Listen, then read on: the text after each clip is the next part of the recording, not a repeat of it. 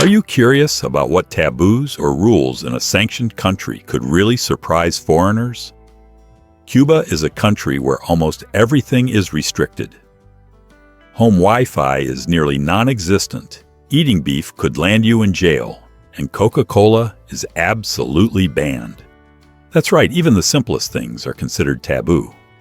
Let's start exploring the 15 taboos and rules in Cuba right now. Number 15. No home Wi-Fi for residents. Can you imagine an evening with no Netflix, no video calls with your grandkids, no Facebook updates or Google Maps, just a public park, a dim phone screen, and prepaid Wi-Fi cards? This isn't the year 2000, it's daily life in Cuba. In Cuba, people aren't free to install Wi-Fi in their homes. To access the internet, they have to go to public areas like park squares or big hotels where Wi-Fi zones are state-approved. To get online, users must buy prepaid Nauta cards, which usually range from 30 minutes to 5 hours, costing about $1 per hour. That might sound cheap, but with an average monthly income of just $20 to $30 according to World Bank data from 2022, $1 per hour of internet is 3 to 5% of a Cuban's monthly salary, a huge amount. With such a low standard of living, daily internet use is almost impossible for most people, especially in rural areas. Only certain groups like famous artists, doctors, state journalists, or state business people can apply for home internet access. Even then, they must go through strict registration and regular inspections by ETEXA, the state telecom monopoly. According to Freedom House, Cuba is rated not free for internet freedom, scoring just 21 out of 100 in 2023. Websites like BBC El País, Twitter, and YouTube have been temporarily blocked or had their bandwidth restricted during sensitive political periods. Although the Cuban government announced plans to improve internet infrastructure and expand fourth-generation coverage since 2019, by the end of 2023, only about 36% of the population had regular internet access, and less than 10% of households had their own Wi-Fi, according to the International Telecommunication Union. Number 14. No staying in orange-marked houses. In Cuba, where you stay isn't just about comfort, it's closely tied to the law and security. Foreign visitors are only allowed to stay in houses with a blue sign, Casa Particular Azul. This means the house is licensed to host international guests and is under state supervision. On the other hand, orange-signed houses, Casa Particular Naranja, are only for Cuban renters. Foreigners are strictly forbidden. This rule helps the government manage foreign currency, prevent tax evasion, and maintain social security. If you accidentally stay in an orange house, both you and the homeowner could face heavy fines, loss of business licenses, or even a permanent ban for the owner. Some tourists have reported surprise police checks in the middle of the night, being asked for lodging documents, or even being told to leave immediately. The local stay experience can quickly turn stressful and expensive. Currently, there are about 25,000 licensed Casa Particulars, mostly in Havana, Trinidad, and Viñales, the main tourist spots. Also, a little-known rule: foreign tourists are not allowed to bring local Cubans into their hotel or Casa Particular, even if they're friends or guides. This is meant to control relationships between locals and foreigners and to prevent social problems and underground activities. If caught, both the tourist and the local can be fined or taken in for questioning. Number 13. Coca-Cola is banned. Can you believe that in the 21st century, there are still places where you can't buy a cold Coke even if you have money? Cuba is one of only 2 countries in the world, along with North Korea, where Coca-Cola is almost completely absent from daily life. It's not due to lack of demand, but for political reasons. Coca-Cola was in Cuba early on, with its first bottling plant opening in 1906. But in 1962, after Fidel Castro nationalized American assets and the U.S. imposed a trade embargo, Coca-Cola had to pull out. Since then, the iconic red Coke, the symbol of the American dream, became a symbol of resistance to the Cuban government. Until 2015, selling or using Coca-Cola in Cuba was still considered illegal. There isn't an official written ban, but drinking Coke was seen as pro-American, and sellers risked inspection or closure. Today, Coca-Cola is still not officially produced in Cuba. However, if you really want one, you might find it smuggled in from Mexico or Panama, sold secretly in foreigner shops at double the regular price, about $2 to $3 per, and more expensive than local rum. Number 12. No sending the elderly to nursing homes. Would you be willing to have your parents or grandparents live with you forever, even when they're 90? For many Americans, nursing homes are a modern, convenient, and safe way to care for the elderly.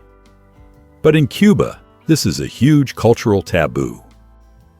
Family bonds in Cuba are incredibly strong.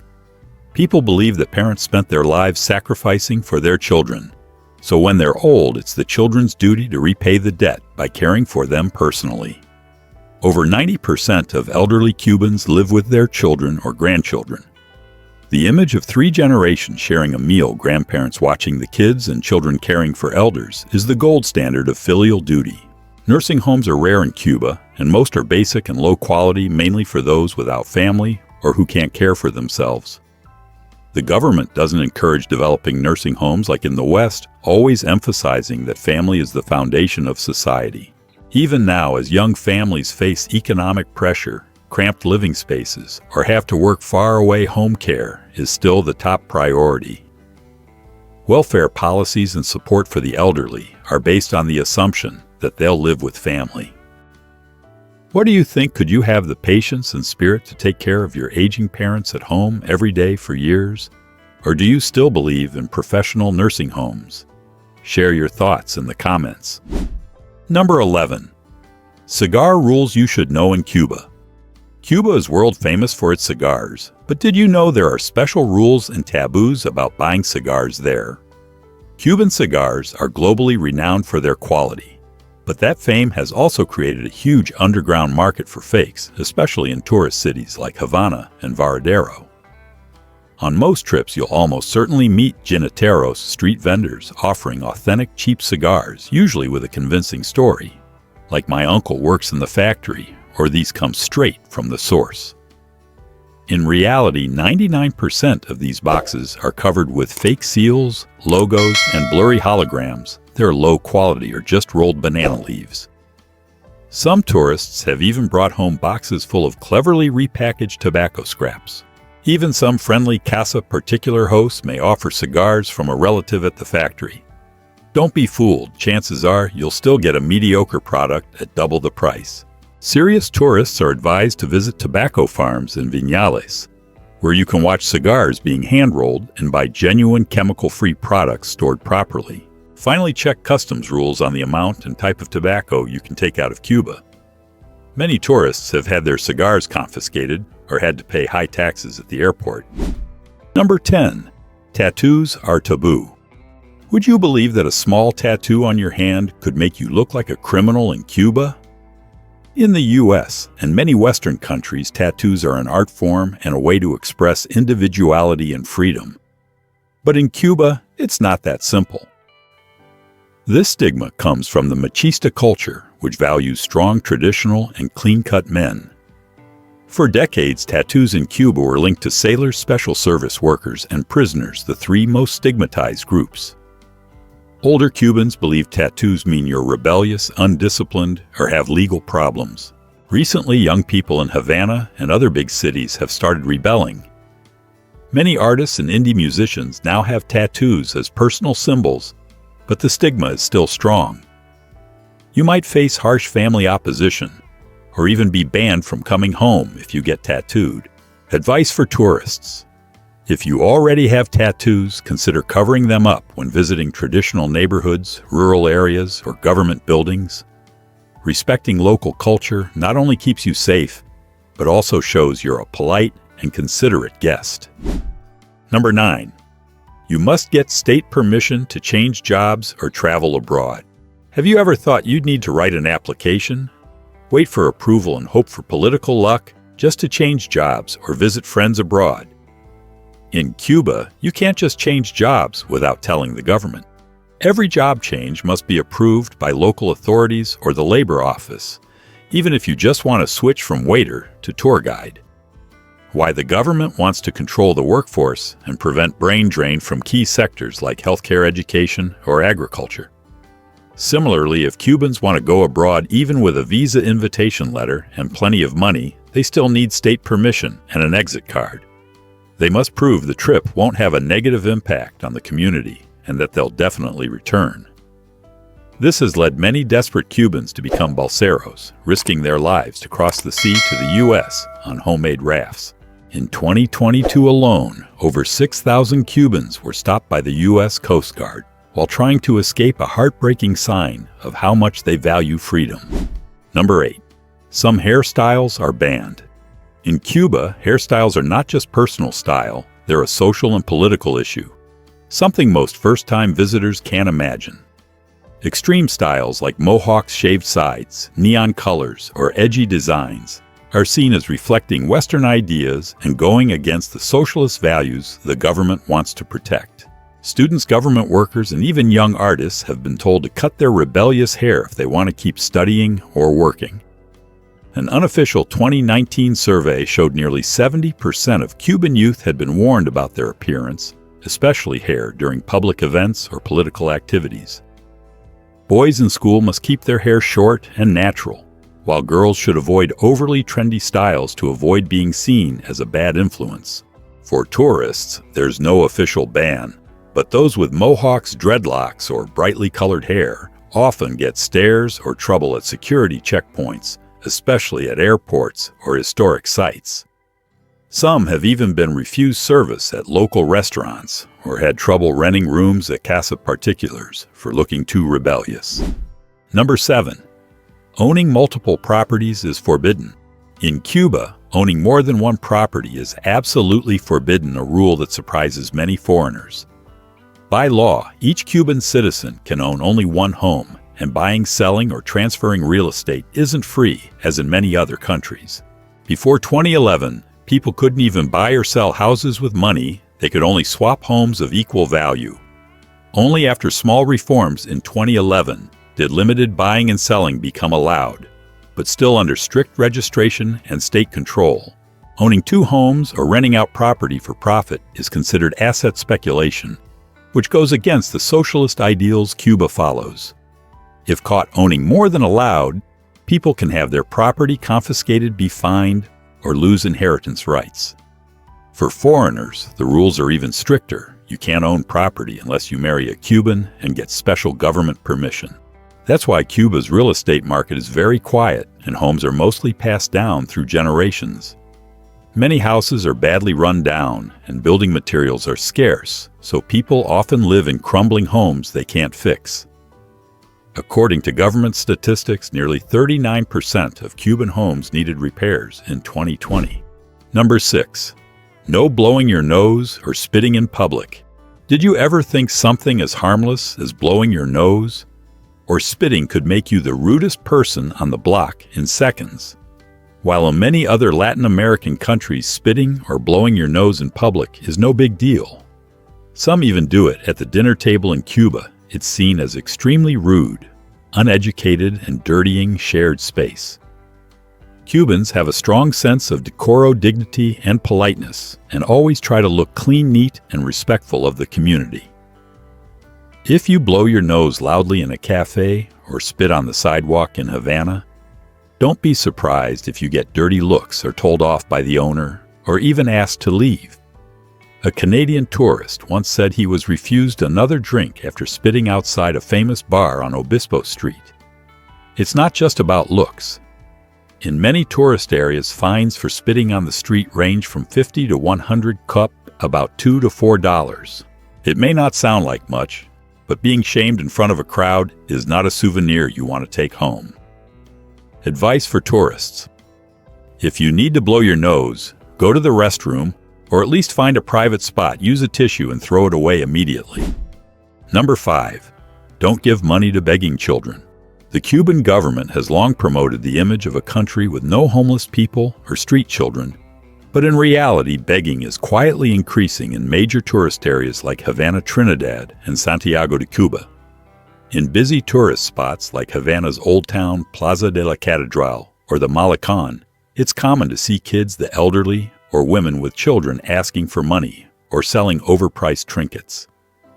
Often, children are chosen to approach foreigners because they're more likely to get sympathy. However, giving money directly to begging children in Cuba is a silent taboo.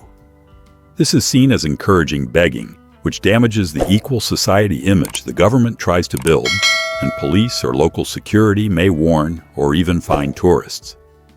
Also, many begging cases are organized with groups exploiting tourists' kindness. So if you can't give money, how can you help while respecting local rules? The best advice is to bring small useful items like snacks, pens, soap, candy, wet wipes, or coloring books. These are considered humanitarian gifts rather than just giving money. Number 4. Cash-only rule in Cuba. Can you imagine your whole vacation getting ruined just because you can't swipe your card? In Cuba, that's not just a nightmare, it's reality. Cuba runs almost entirely on cash, and for many Americans, this is a huge culture shock. US-issued credit cards are basically useless. You can't use them at restaurants, bars, or even hotels. According to the Havana Times, about 85% of shops and services in Cuba don't accept credit cards, not even Visa or MasterCard. And if you think you can just use an ATM, think again. ATMs in Havana are rare, often broken, or reject US cards, leaving many tourists so confused they have to call friends for help. Plus, Cuba has two currencies, CUC for tourists and CUP for locals. The official rate is 1 CUC to about 25 CUP, but you can easily get shortchanged if you're not careful. If you use US dollars, get ready for a 13% exchange fee. That's $130 lost for every $1,000 you change to CUC. At times, like in 2021 to 2022, Cuba even banned the use of US dollars in most transactions. Bringing in a lot of dollars without declaring them can get you fined or forced to exchange them at a terrible rate. Number 3. Eating beef is banned. In Cuba, eating beef isn't just a luxury, it's almost totally banned for ordinary citizens. The government tightly controls beef distribution, allowing it only for special occasions or for tourists, hotels, the elderly, or state-run nursing homes. For regular people, slaughtering a cow for food is almost unthinkable. Slaughter permits are nearly impossible to get. If you break the law, you could face heavy fines or up to 20 years in jail, a shocking number. This makes beef a symbol of privilege and social status. Eating beef is seen as a sign that you have special connections or resources. Many people risk buying beef on the black market even though prices are many times higher than the average income. The basic salary in Cuba is only $20 to $40 per month. Not just beef, wasting food in Cuba is also a big taboo. With food shortages and the ration book system Libreta still in place since 1962, every grain of rice or drop of oil is precious. Cubans plan meals to avoid leftovers, and at parties, any extra food is carefully packed to take home. Kids are taught from a young age, don't leave anything on your plate, because behind it is the sweat and hardship of many people. Number 2. No kissing in public. Did you know that just a quick kiss on the street could get you fined hundreds of dollars or even taken to the police during your dream vacation? Sounds like a joke, but in Cuba it's true. There's no official law that says no kissing, but under the rules for offensive behavior, local police can fine anyone for hugging, kissing, or touching too much in public. How much fines can be up to $125, and in more serious cases, tourists can have their passports held or be taken to the station for questioning. This comes from the Cuban idea of decoro, dignity, and respect for the community. Cubans are very friendly, happy to shake hands, give a light hug or cheek kiss to greet. But a kiss lasting more than a few seconds or an overly passionate hug in public is seen as improper and damaging to collective culture. Interestingly, a 2022 survey showed over 65% of Cubans think public displays of affection are inappropriate and harm the country's image. Some travel bloggers even list the no public kissing rule among the top 5 taboos that shock American visitors to Cuba, along with bans on drones and bringing locals into hotels. Number 1. No insulting the government. In Cuba, insulting the government isn't just taboo, it's considered airing dirty laundry in public, a dangerous act that can ruin your life. Under the strict communist regime, since 1959, freedom of speech is almost completely suppressed. Every media outlet, from local newspapers to national TV, is state-controlled. According to Freedom House, Cuba scored just 12 out of 100 for freedom ranking, alongside notorious countries like North Korea and Eritrea. People call talking politics whispered conversations. They only dare discuss it in the kitchen or bedroom, far from windows, afraid neighbors might overhear and report them. In Cuba, there's a famous saying, "The walls have ears." Tourists, especially first-timers, are strongly advised not to ask or share political opinions, even as a joke. If you're caught criticizing the government, the consequences can be severe: deportation, being banned from returning to Cuba, fines, or even jail, especially if authorities think you're inciting social unrest. Some young Cubans still dare to speak out online or on secret blogs, but many have been arrested, put under house arrest, or lost their jobs. For example, in 2021, over 700 people were arrested during protests for freedom and economic reform. In summary, these 15 taboos and unwritten rules in Cuba are not just dry laws. They deeply reflect the culture, mindset, and lifestyle of the Cuban people. Which Cuban taboo surprised you the most? Share your thoughts in the comments below. And don't forget to like, subscribe, and turn on notifications to keep exploring fascinating secrets from around the world. See you in the next video.